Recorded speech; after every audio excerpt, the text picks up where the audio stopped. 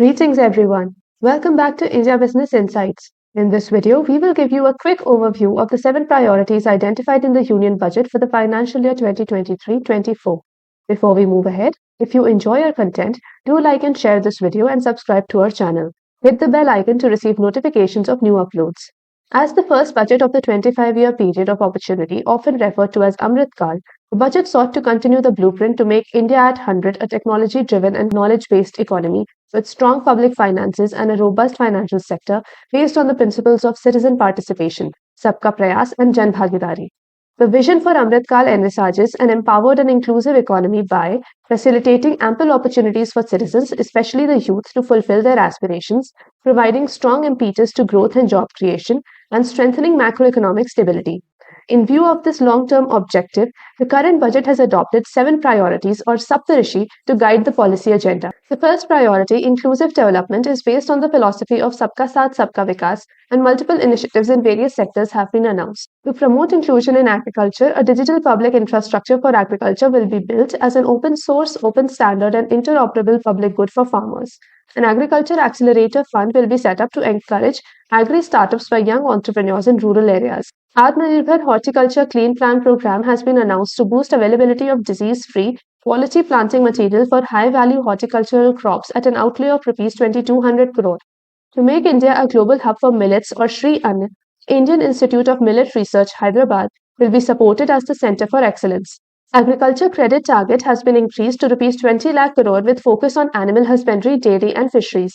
The new sub-scheme of PM Matsya Sampada Yojana will be announced with a targeted investment of Rs 6,000 crore to expand the market. The government also plans to set up massive decentralized storage capacity, helping farmers realize remunerative prices through sale at appropriate times. The health sector will benefit from 157 new nursing colleges to be established in co-location with the existing 157 medical colleges. A mission to eliminate sickle cell anemia by 2047 will also be launched. Collaboration between public and private sectors and industry and academia will be encouraged by making select ICMR labs available. Pharmaceutical research will receive an impetus via a new program, and dedicated multidisciplinary courses for medical devices will ensure availability of skilled manpower for futuristic medical technologies, high-end manufacturing and research. The education sector will witness teachers' training being re-envisioned, and the district institutes of education and training will be developed as vibrant institutes of excellence for this purpose. A national digital library for children and adolescents will be set up, and states will be encouraged to set up physical libraries for them at panchayat and ward levels and provide infrastructure for accessing national digital library. The second priority of reaching the last mile seeks to expand the coverage of beneficiaries on the margins. Pradhan Mantri Particularly Vulnerable Tribal Groups Development Mission has been announced to improve socio-economic condition of the particularly vulnerable tribal groups by providing them with basic facilities. Rs 15,000 crore will be used to implement the mission in the next 3 years under the Development Action Plan for the Scheduled Tribes. The 740 Eklavya Model Residential Schools serving 3.5 lakh tribal students will recruit 38,800 teaching and non-teaching staff in the next 3 years to expand capacity. The outlay for PM Awas Yojana has been increased by 66%. Central assistance of Rs 5,300 crore will be given to the Upper Bhadra project in the drought-prone area of central Karnataka to promote sustainable micro-irrigation. Bharat Shared Repository of Inscriptions, or Bharat Shri, will be set up in a digital epigraphy museum with digitization of 1 lakh ancient inscriptions in the first stage. Through the third priority of infrastructure and investment, the government seeks to utilize the multiplier effect of such expenditure to ramp up the virtuous cycle of investment and job creation. For the third consecutive year, capital investment outlay is being increased.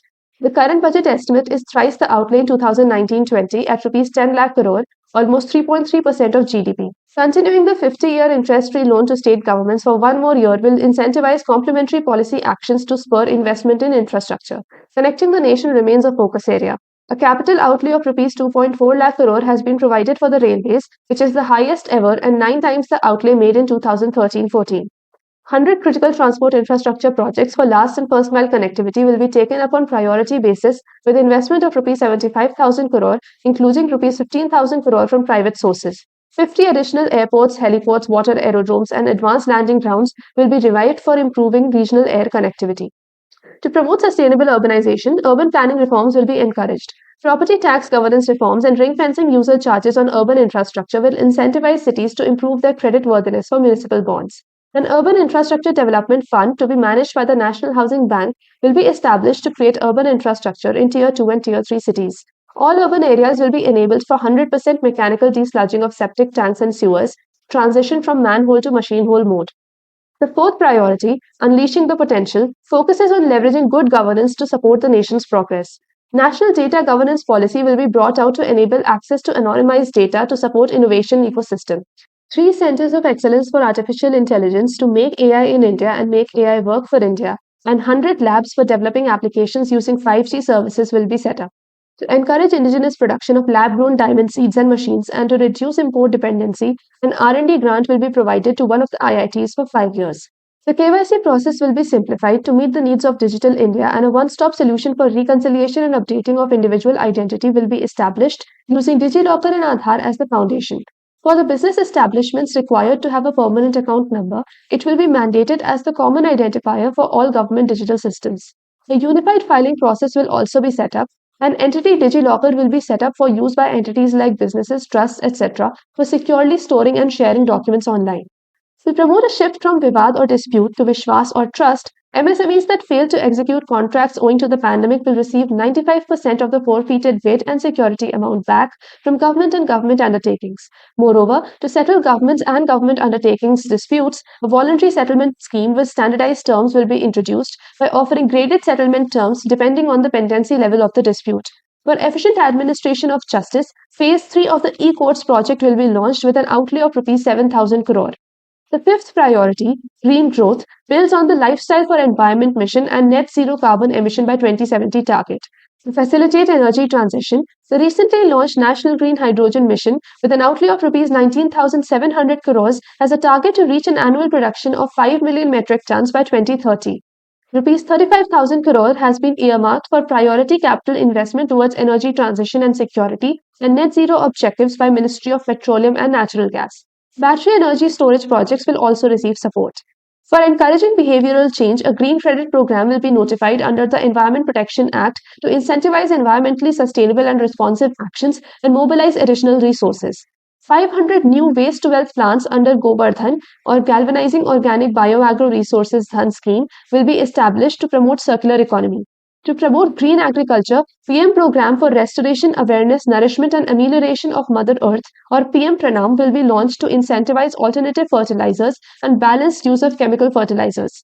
Over the next 3 years, 1 crore farmers will be facilitated to adopt natural farming. For this, 10,000 bio-input resource centers will be set up, creating a national-level distributed micro-fertilizer and pesticide manufacturing network.